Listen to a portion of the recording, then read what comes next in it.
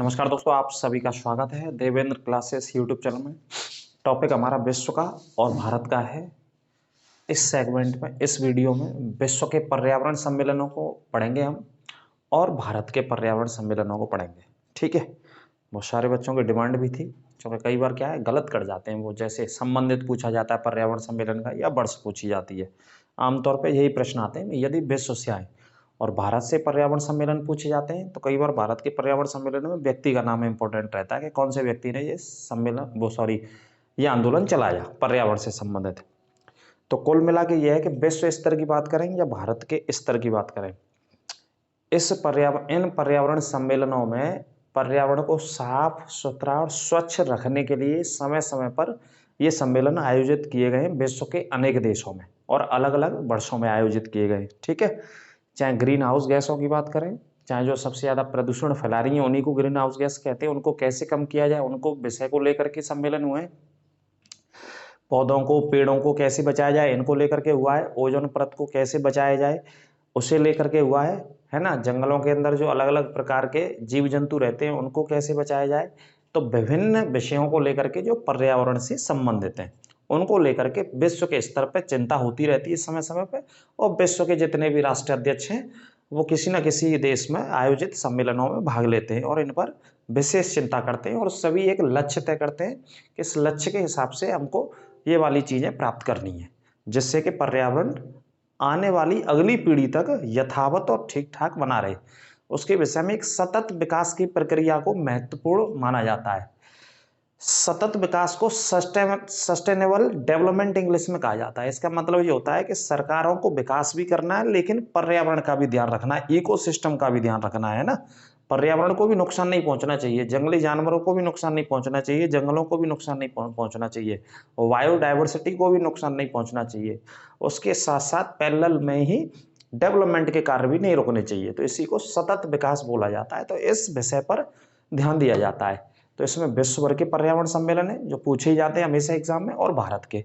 तो क्लास को सबसे पहले आप शेयर कर देंगे, और इस एक ही क्लास में पूरा निचोड़ है। सबसे पहले शेयर कर दिया करो दोस्तों के और मित्रों के लिए, और क्वालिटी बढ़ा करके आप देखा करो, जिससे कि आपको एक एक अक्षर साफ दिखेगा। तो अंत तक वीडियो में बने रहेंगे, काफी महत्वपूर्ण वीडियो होने वाली है आपके एग्जाम के पॉइंट ऑफ व्यू से। तो देखते हैं पर्यावरण सम्मेलनों को। ठीक है, आराम से धैर्य से नोट करते चलेंगे। तो टॉपिक हमारा है पर्यावरण सम्मेलन का। ठीक है, पर्यावरण सम्मेलन विश्व एवं भारत के मैंने इसमें लिखे हुए हैं सिलेक्टेड आपके लिए। तो देखो, सबसे पहले बात करते हैं रामसर सम्मेलन। छापते भी चलना, नोट भी कर लेना। अब रामसर सम्मेलन 1971 में हुआ। कब हुआ था? 1971 में।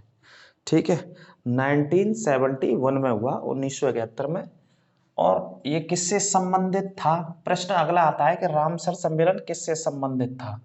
तो ये संबंधित था कि विश्व भर में जो आर्द्र भूमि है, आर्द्र भूमि का संरक्षण कैसे किया जाए और उनको संरक्षित कैसे किया जाए। तो विश्व स्तर पर काम होना चाहिए आर्द्र भूमि को बचाने के लिए।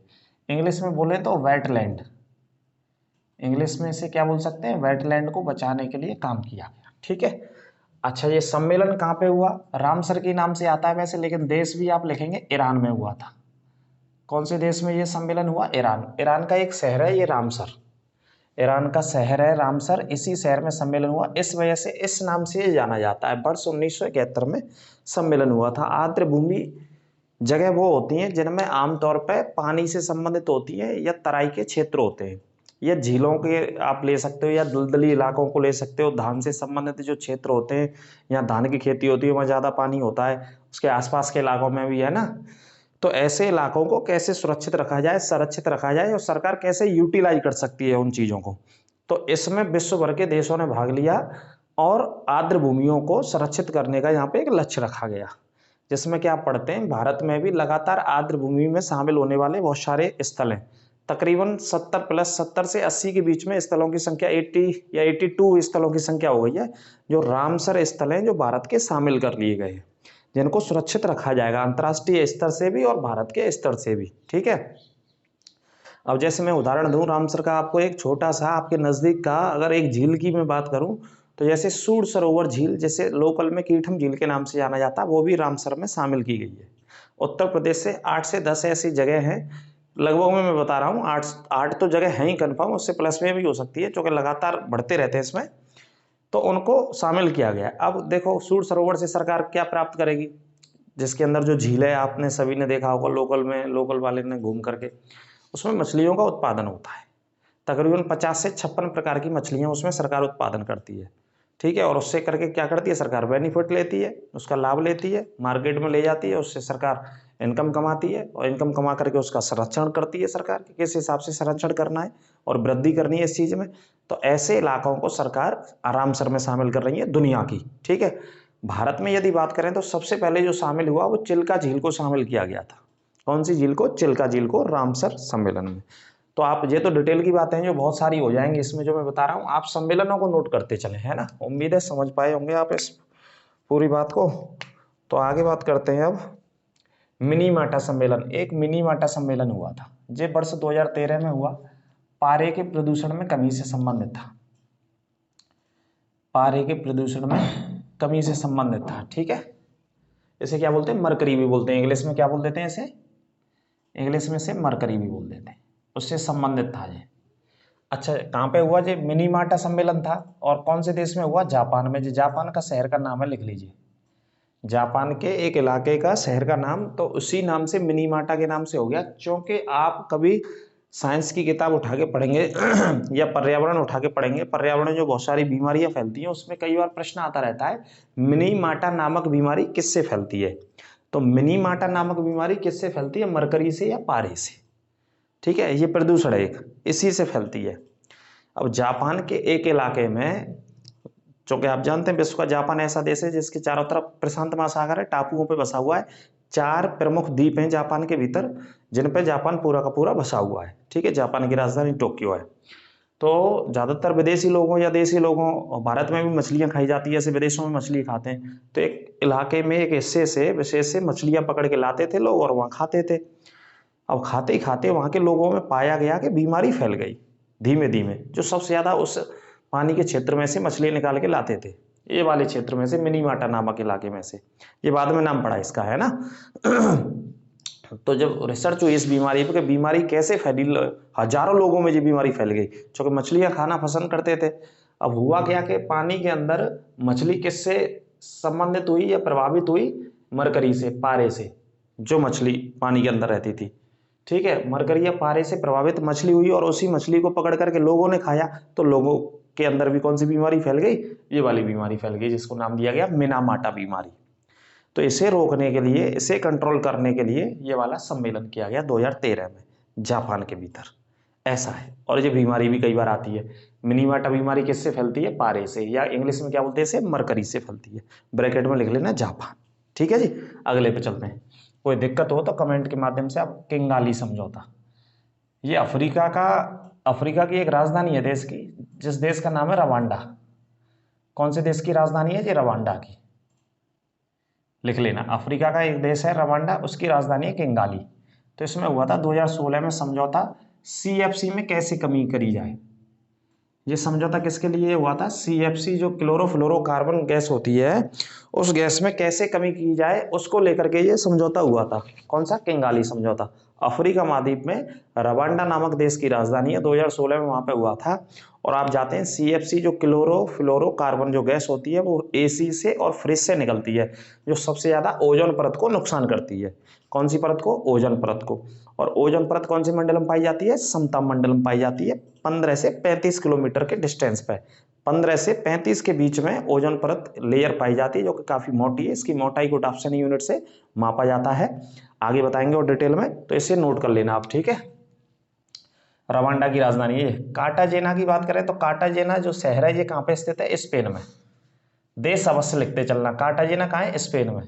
प्रोटोकॉल का मतलब होता है समझौता, प्रोटोकॉल लिखो या समझौता, कोई दिक्कत नहीं। कब हुआ, वर्ष 2000 में हुआ। किससे संबंधित, जैव सुरक्षा से संबंधित। ये इस पे लिख भी रखा है मैंने, जैव सुरक्षा से संबंधित तो था ये, है ना।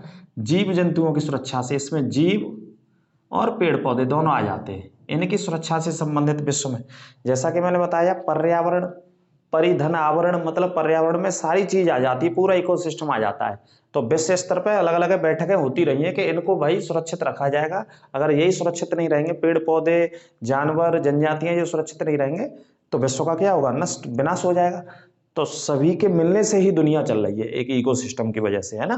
पेड़ पौधे भी होना जरूरी है, पानी भी होना जरूरी है, जंगल होना जरूरी है ना, जीव जंतु होना जरूरी है। उन्हीं की वजह से पूरी दुनिया सर्वाइव कर रही है, तो इनको समय समय पर बचाया जाता है।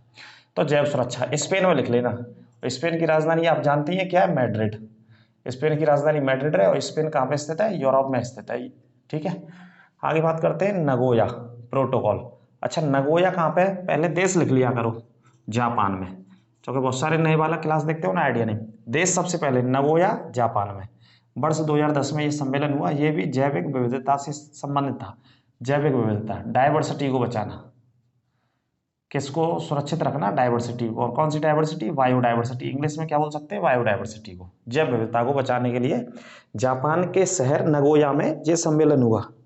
कौन सा सम्मेलन हुआ, जैव विविधता को बचाने के लिए। जैव विविधता का मतलब होता है, बायोडायवर्सिटी का मतलब होता है ऐसा विशेष स्थान, ऐसा विशेष इलाका, ऐसा विशेष क्षेत्र, यहाँ पर जीव जंतु की बहुत सारी प्रजातियां और उसके साथ साथ पेड़ पौधे एवं वनस्पतियों की प्रजाति पाई जाते हैं। ऐसे क्षेत्र को बायोडायवर्सिटी कहते हैं। इसे बचाने के लिए नगोया में ये सम्मेलन हुआ वर्ष 2010 में, जैव विविधता को बचाने के लिए। और नगोया वहां पर इंडस्ट्री के लिए बहुत फेमस है, जापान के अंदर, है ना। अलग अलग प्रकार की इंडस्ट्री उद्योग है इस शहर में, नगोया में। ऑटोमोबाइल के लिए वैसे जाना जाता है, आप चाहो तो लिख लेना, किसके लिए जाना जाता है ये शहर जापान में, ऑटोमोबाइल के लिए। ऑटोमोबाइल मतलब गाड़ियां सबसे ज्यादा बनती हैं इस शहर में। रॉटरडम सम्मेलन की बात कर रहे हैं हम यहाँ पे, 1998 में होता है रॉटरडम। और रॉटरडम कौन से देश में स्थित है, देश लिख लो आप पहले भाई साहब, नीदरलैंड में स्थित है। इसका पुराना नाम हॉलैंड था। और रॉटरडम क्या है, बहुत फेमस बंदरगाह भी है। रॉटरडम बहुत फेमस बंदरगाह है, जो कि कौन सी नदी पर स्थित है, राइन नदी पर स्थित है। रॉटरडम राइन नदी पर स्थित बंदरगाह है, नीदरलैंड का शहर है, नोट कर लीजिएगा। 1998 में यहाँ पे विश्व में एक पर्यावरण सम्मेलन होता है। इसमें कहा गया केमिकल और कीटनाशकों पर रोक लगाई जाए, कमी की जाए इनमें। केमिकल्स और कीटनाशक जो होते हैं, इनकी वजह से बहुत सारा पॉल्यूशन फैलता है पर्यावरण के भीतर, नदियों के भीतर, है ना। तो इन पर, केमिकल्स पर, कीटनाशकों पर कैसे रोक लगाई जाए, उस विषय में 1998 में विश्व भर के नेता जुटे यहाँ पे। रॉटरडम शहर जो कि नीदरलैंड का है। और रॉटरडम नदी पर, राइन नदी पर स्थित बहुत प्रसिद्ध बंदरगाह भी है। इस बंदरगाह के माध्यम से राइन नदी, और या बोले तो बंदरगाह के माध्यम से बहुत सारा कोयला का व्यापार होता है। इस वजह से राइन नदी को कोयला नदी भी कहा जाता है यूरोप में। और सबसे व्यस्त नदी और व्यापारिक नदी भी बोलते हैं, कौन सी नदी को, राइन नदी को, जो कि जर्मनी से निकलती है ये नदी, ठीक है सर। आराम से नोट करते रहेगा, कोई दिक्कत हो तो कमेंट कीजिएगा, उसका समाधान भी आपको बताएंगे। अब बात करते हैं स्टॉकहोम, लिख लेना, मोस्ट इम्पोर्टेंट। मोस्ट इम्पोर्टेंट तो सभी रहने वाले हैं, एक ना एक तो आना ही है, 2 नंबर पक्के हैं आपके इस क्लास से। स्टॉकहोम सम्मेलन 1972 में, पर्यावरण की सुरक्षा। स्टॉकहोम सम्मेलन 1972 में हुआ, किससे संबंधित, पर्यावरण से संबंधित था स्टॉकहोम। अब स्टॉकहोम क्या है, राजधानी है किसकी, स्वीडन की। स्वीडन की राजधानी स्टॉकहोम में पर्यावरण सम्मेलन होता है। देश का नाम स्वीडन लिख लीजिएगा। वर्ष 1972 में होता है कि पर्यावरण को कैसे बचाया जाए, ओवरऑल पर्यावरण की बात करी गई, सारी चीजों की बात करी गई। तो ये पहली बार हुआ और इसी सम्मेलन से विश्व में पर्यावरण दिवस मनाना शुरू हुआ। कौन सा दिवस, पर्यावरण दिवस, ठीक है। तो 72 में सम्मेलन हुआ था और इसी से एक डेट निकल के आई 5 जून। और 5 जून को कौन सा दिवस मनाते हैं भाई साहब, पर्यावरण दिवस मनाया जाता है, यहीं से वो निकल के आई, ठीक है। और पहला पर्यावरण दिवस कब मनाया गया, 1 साल के बाद 1973 में मनाया गया पहला। 72 में सम्मेलन हुआ था और पहली बार पर्यावरण दिवस मनाया गया 1973 में। दोनों पॉइंट बेटा छाप लेना और याद रखना मेमोरी में अच्छे से। स्टॉकहोम कौन से देश की राजधानी है, स्वीडन की राजधानी है। और स्वीडन कहाँ का देश है, यूरोप का देश है, जो कि नोबेल पुरस्कार भी देता है। कौन से पुरस्कार, नोबेल पुरस्कार देता है, ठीक है, अल्फ्रेड नोबेल की याद में। क्योटो प्रोटोकॉल की बात कर रहे हैं। क्योटो भी कहाँ पे स्थित है, जापान में। क्योटो कहाँ है, जापान में। वर्ष 1987 में हुआ, सॉरी माफ कीजिए 97 में। ग्रीन हाउस गैसों में कैसे कमी करी जाए। और ग्रीन हाउस गैस कौन सी गैस होती है, जो सबसे ज्यादा प्रदूषण फैलाती है, वायुमंडल में क्या करती है, प्रदूषण करती है, ठीक है। ग्रीन हाउस गैसों में कैसे कमी करी जाए। ग्रीन हाउस गैस जैसे मेथेन हो गई, जलवाष्प हो गई, कार्बन डाइऑक्साइड हो गई, कार्बन मोनोऑक्साइड हो गई, ये सब ग्रीन हाउस गैस होती हैं जो सबसे ज्यादा हमारे पृथ्वी पर क्या करती हैं, एक ग्रीन हाउस इफेक्ट पैदा करती हैं और प्रदूषण सबसे ज़्यादा फैलाती हैं, पॉल्यूशन करती हैं। ठीक है भाई साहब, तो इनमें कमी कैसे करी है जी? 1997 में हुआ, कई बार पूछा गया है रिपीटेड। क्योटो प्रोटोकॉल जापान में हुआ, जापान का शहर है, 1997 में, नोट कर लेना। मॉन्ट्रियल लिख लेना इसे भी, मोस्ट इंपॉर्टेंट तो सब है, लेकिन ये कई बार ज़्यादा एग्जाम में आए। मॉन्ट्रियल, अच्छा मॉन्ट्रियल कहाँ है भाई साहब? मॉन्ट्रियल है कनाडा में, मॉन्ट्रियल शहर कनाडा का है। वर्ष 1987, याद रखना, ओजोन परत को बचाने के लिए सम्मेलन होता है। कौन सी परत को? ओजोन परत को। और डेट थी इसमें 16 सितंबर 1987 को हुआ। इसी वजह से 16 सितंबर को मनाते हैं विश्व भर में ओजोन दिवस, जागरूकता के लिए, अवेयरनेस के लिए कि भाई ओजोन परत को बचाना है। ठीक है, किनसे? जो गैसेस होती हैं फ्रिज और एसी से निकलती हैं। तो मॉन्ट्रियल समझौता कनाडा 1987, ओजोन परत को बचाना। 16 सितंबर की तारीख थी, इस वजह से विश्व भर में 16 सितंबर को ओजोन दिवस मनाया जाता है। वॉन कन्वेंशन की बात करें, ये पश्चिमी जर्मनी का शहर है, जर्मनी में भी पश्चिमी जर्मनी का शहर है ये वॉन। ठीक है, 1979 में होता है, जंगली जानवरों की प्रजातियों को। ठीक है, जैसा कि मैंने बताया पर्यावरण सम्मेलन है, तो पर्यावरण सभी आ गए है ना, जंगली जानवर भी आ गए, जंगल भी आ गए, पानी भी आ गया, हवा भी आ गई, सारी चीज आ गई, सारी चीजों से बचाना है। तो जंगली जानवरों की प्रजातियां जो विलुप्त होती जा रही हैं, बहुत सारी हमारे देश में से भी विलुप्त हो गई हैं, है ना, और दुनिया भर के देशों से, उनको संभाल करके सुरक्षित करके कैसे प्रोटेक्ट किया जाए, कैसे संरक्षित किया जाए, उस विषय में ये सम्मेलन होता है विश्व में, वॉन शहर में, जो कि जर्मनी में वेस्टर्न में स्थित है, पश्चिम में स्थित है। जैसे हमारा गुजरात है, राजस्थान है, कहाँ है? पश्चिम में स्थित है ना, ऐसी वॉन शहर है जर्मनी में। जर्मनी की राजधानी क्या है? बर्लिन, जो कि यूरोप का एक देश है। 1979 में होता है, जंगली जानवरों की प्रजातियों को बचाने के लिए। ठीक है, जैसे अभी सरकार अफ्रीका के, दक्षिण अफ्रीका से या नामीबिया से समझौता करके मध्य प्रदेश के कुनो नेशनल पार्क में क्या लेकर के आई, जो चर्चा में था, प्रधानमंत्री नरेंद्र मोदी जी ने अपने जन्मदिन पर वो छुड़वाए थे, टाइगर्स लेकर के आई कि नहीं आई? बिल्कुल लेकर के आई टाइगर्स। क्यों लेकर के आई? कि भारत में उनका अस्तित्व तो खत्म हो गया, विलुप्त हो गए, वो ऐसे ही विलुप्त हो जाते हैं। इन्हीं को बचाने के लिए, सुरक्षित करने के लिए, संरक्षित करने के लिए ये सम्मेलन हुआ विश्व भर में। ठीक है, आगे बात करते हैं वियना। वियना कौन से देश में है? ऑस्ट्रिया में, ऑस्ट्रिया की राजधानी है वियना। 1985 में होता है, ये भी ओजोन परत से संबंधित था, है ना, ओजोन परत को बचाया जाए, तो दोबारा से हुआ। आगे बात करते हैं नैरोबी। नैरोबी अफ्रीका में राजधानी है। तो ये सम्मेलन होता है 1985 में, सतत विकास से संबंधित था। किससे? सतत विकास किया जाए। सतत विकास का मतलब पर्यावरण को ध्यान में रखते हुए विकास कार्य किए जाएं, इसे बोलते हैं सतत विकास, सस्टेनेबल डेवलपमेंट इंग्लिश में बोलते हैं। 1985 में हुआ, कहाँ पे हुआ? नैरोबी में हुआ। नैरोबी अफ्रीका के अंदर है ना, इसे नोट कर लेना आप। आगे बात करते हैं वेसल सम्मेलन, 1989 में होता है। देखो वेसल एक बड़ा खूबसूरत शहर है, जो कि कहाँ पे स्थित है? स्विट्जरलैंड में। वेसल एक शहर है जो कि स्विट्जरलैंड में स्थित है, नोट कर लेना। वैसे वेसल शहर आर्थिक मीटिंगों के लिए जाना जाता है, आर्थिक संघ की बहुत मीटिंगें होती हैं यहाँ, इकोनॉमी को लेकर के बहुत मीटिंगें होती हैं विश्व भर की वेसल शहर में। वैसे वेसल सम्मेलन 1989 में खतरनाक अवशिष्टों पर नियंत्रण, जो केमिकल्स होते हैं, खतरनाक उत्पाद होते हैं खतरनाक, उन पर कैसे रोक लगाई जाए, उसे लेकर के वेसल स्विट्जरलैंड के शहर में ये बैठक होती है। ठीक है, आराम से नोट करते चलो, एक भी प्रश्न आपका विश्व भर से, और ये सिलेक्टेड सम्मेलन है, इन्हीं से बाहर नहीं जाता किसी प्रकार से क्वेश्चन।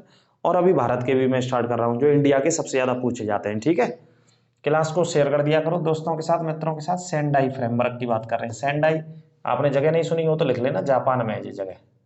कौन से देश में? जापान में।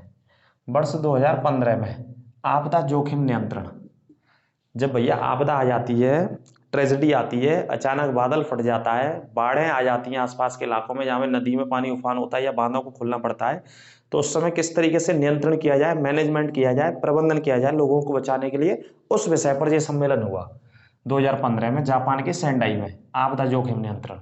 आगे बात करते हैं रियो सम्मेलन 1992, मोस्ट इंपोर्टेंट है, ये भी बहुत बार आता है, इसे भी आप नोट कर लो।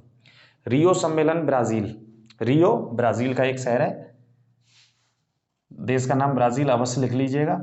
वर्ष 1992, पृथ्वी जैव विविधता सुरक्षा से संबंधित है। ये किससे संबंधित है? पृथ्वी पर बायोडायवर्सिटी को बचाना था। ये बहुत आता है, सब्जेक्ट भी आता है इसका।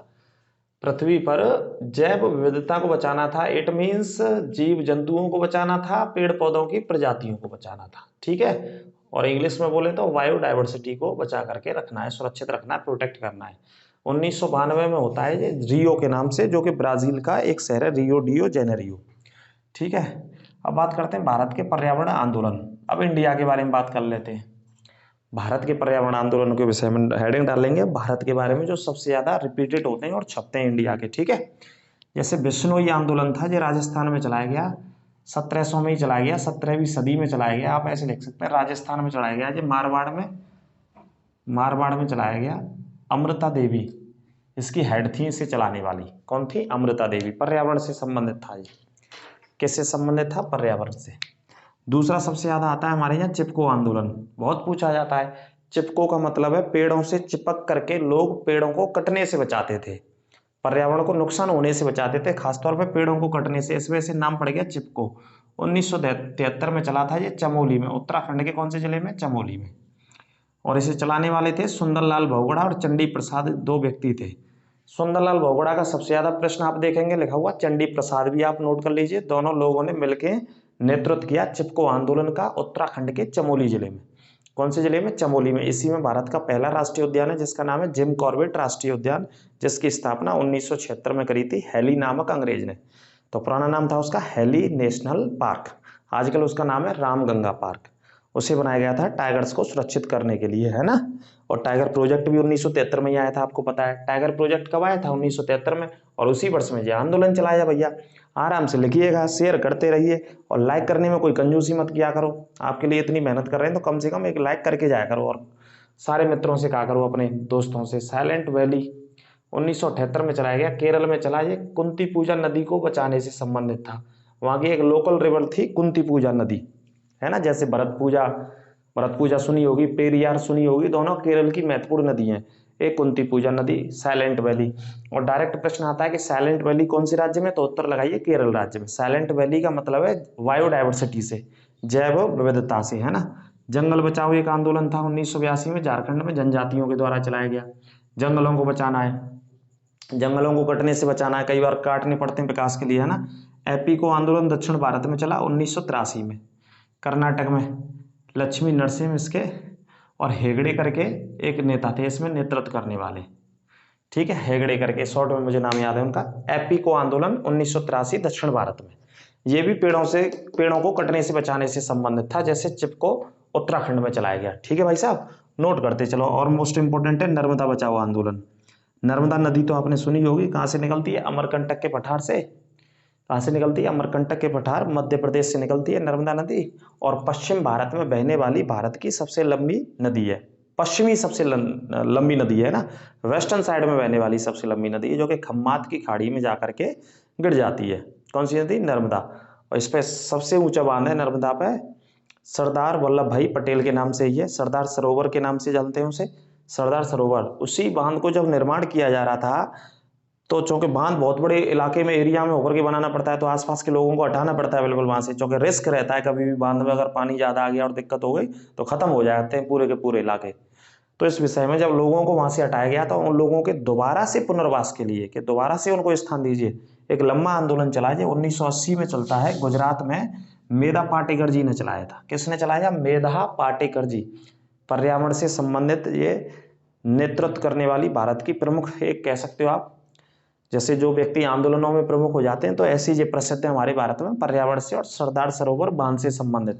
नर्मदा बचाओ आंदोलन 1980। टेहरी बांध को बनाने से संबंधित भी एक आंदोलन चलाया 1980 में, सुंदरलाल बहुगुणा। जब टेहरी बांध बनना था, तो ये सबसे ऊंचा बांध है इंडिया का, भारत का सबसे ऊंचा बांध टेहरी बांध। कौन सी नदी पर है? भागीरथी नदी पर है। और एक छोटी नदी और है बिलंगना नदी, दोनों का संगम होता है।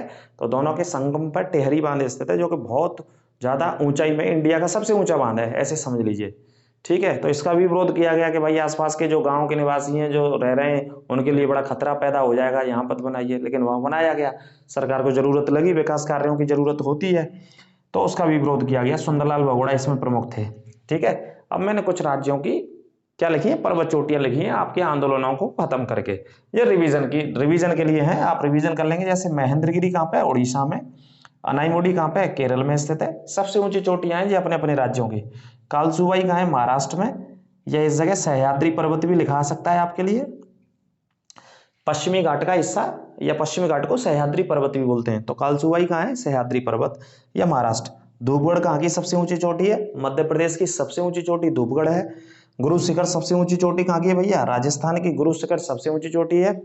और इसके अलावा बात करें दोदा बेटा कहाँ की चोटी है? तमिलनाडु की। और सैडल पीक कहाँ की सबसे ऊंची चोटी है? उत्तरी अंडमान या अंडमान निकोबार समूह की सबसे ऊंची चोटी सैडल पीक है। ठीक है, ये कुछ रिवीजन के लिए 8-10 राज्यों की मैंने क्या लिखी? चोटी लिख दी। और जब विश्व के पर्यावरण और भारत का पर्यावरण हो गया, इससे बाहर क्वेश्चन नहीं जाएगा, इसे नोट कर लो, आज ही छाप लो आप। हमने घोषणा कर दी आपके लिए। आप कोई भी एग्जाम दे लेना एसआई तक का और उससे ऊपर तक का, अगर आपसे सम्मेलन पूछे जाएंगे तो यही सम्मेलन पूछे गए बड़ी बड़ी एग्जाम्स में। विश्व भर के जो पर्यावरण को या जंगली जानवरों को या पेड़ों को पौधों को बायोडायवर्सिटी को बचाने के हित में अलग अलग समय पर विश्व भर के नेताओं के मध्य में समझौते हुए, फ्रेमवर्क हुए, प्रोटोकॉल हुए। ठीक है, और भारत के जो आंदोलन पूछे गए सबसे ज्यादा पर्यावरण को बचाने, जैसे चिपको वाला कई बार आता है, रिपीटेड आता है चिपको आंदोलन। और नर्मदा बचाओ आंदोलन भी बहुत मोस्ट इंपोर्टेंट है। सभी को लिख लें, समस्या हो तो आप कमेंट बॉक्स में कमेंट के माध्यम से बताया करो। और क्लास को ज्यादा से ज्यादा शेयर किया करो, ज्यादा से ज्यादा मित्रों को जोड़ा करो और अपने स्टेटस लगाया करो लिंक लेकर के क्लास का, है ना। आपके लिए हम इतनी मेहनत कर रहे हैं तो आप कम से कम लाइक किया करो और शेयर किया करो अपने दोस्तों के मित्रों के लिए। जैसा कि आपको पता है, जो भी नए मित्र या दोस्त हमारे बहन भाई जुड़ते हैं वो क्लास को, चैनल को सब्सक्राइब करें और बेल आइकन दबाना ना भूलें, जिससे कि आपको अगला नोटिफिकेशन समय से मिलता रहे। और हर रात 9 बजे तो आपके लिए क्लास चली रही है, और बहुत जल्दी लाइव क्लास और शुरू करेंगे। वो समय 4 बजे का आपके पास रहा करेगा, आपसे लाइव मिला करेंगे ऑब्जेक्ट टाइप क्वेश्चंस के साथ 4 बजे। और रात में 9 बजे तो ये क्लास आपको मिलती है। और करंट अफेयर्स की भी लगातार क्लास चल रही है। और बाकी की फ्री ऑफ कॉस्ट पूरा कोर्स प्लेलिस्ट में है। आप प्लेलिस्ट में जाओ, प्लेलिस्ट विजिट करो और वहां से कोई भी क्लास उठा करके देखो, जो उत्तर प्रदेश पुलिस में आपका बेहतरीन स्कोर करेगी। 76 नंबर की जीएस आएगी। 76 नंबर में से आपके कम से कम 60-70 नंबर अगर ईमानदारी से पढ़ लिया ना क्लासों को, तो उससे बाहर नहीं जाएगा क्वेश्चन। ये गारंटी है हमारी, जो हमने पढ़ाया अपने अनुभव से और मेहनत से। और बाकी का आप सहयोग करते रहिए, चैनल को शेयर करते रहिए अपने दोस्तों के मित्रों के साथ। ठीक है, और आपको पता ही है डॉक्टर BR अम्बेडकर जाने माने संविधान विशेषज्ञ थे। उन्होंने एक बात कहा था, यदि आप किताबों के सामने झुक जाएंगे तो किताबें एक ऐसा है, किताबें क्या है? ऐसा धन है जो आपको दुनिया के सामने खड़ा कर देंगी या दुनिया को आपके सामने झुका देंगे। आप किसी भी तरीके से उससे पढ़ सकते हो, है ना। लेकिन सबसे पहले किताबों के सामने आपको झुकना पड़ेगा, आपको हमको झुकना पड़ेगा, तब आपके और हमारे स्थान को सर्वोच्च किताबें बनाएंगी और स्थापित करेंगी। ठीक है, तो मेहनत करते रहिए ईमानदारी से, बिल्कुल लगन से। और कोई दिक्कत हो तो आप कमेंट करके बताइए, कोई क्लास को लेकर के भी समस्या हो तो कमेंट करके बताइए। अपना ख्याल रखिए, अगली क्लास में फिर मुलाकात करेंगे। नमस्कार।